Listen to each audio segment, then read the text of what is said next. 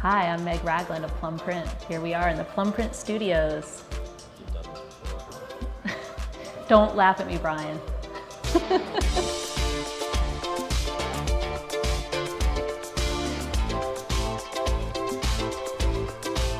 I remember when I was first starting out in magazines that everyone said, it's all about networking. And it's a very insular world in magazines, which it really is. It's very incestuous. People in magazines in New York bop around a lot of different places. And folks would say it's all about who you know. And I think that that was like an early lesson that folks told me.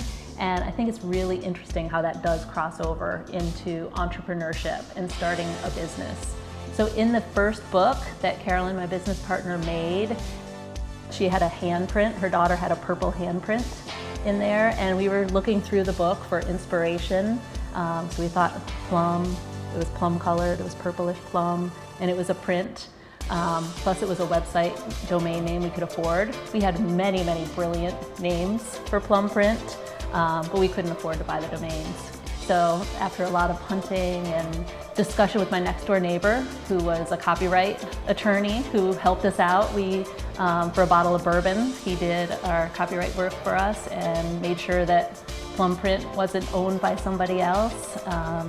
And that's how we came to be. Right now what happens is customers come to our website and they place a deposit and we send them an empty shipping box. They throw all their kids' artwork in the box, they slap on a prepaid label, and the box comes back to us here in our studios in Asheville. Here they're digitized, they're photographed or scanned, and then we send the customer a digital proof for them to flip through and approve. And once they approve it, then their book is sent to them and their artwork is returned if they want it back. Otherwise, their artwork goes to Artwork Heaven.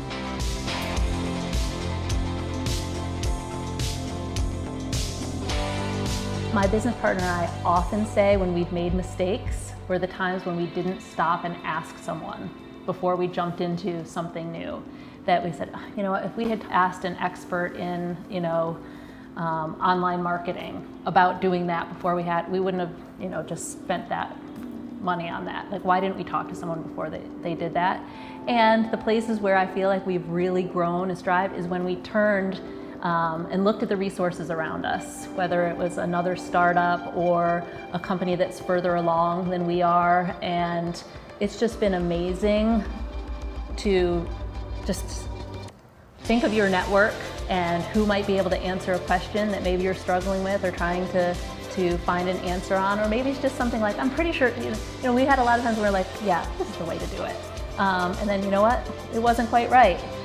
So just to pass things by others who are experts or just have had experience in the field, I think that's what's so great about the collaboration, and that it's very strong, especially here in Western North Carolina.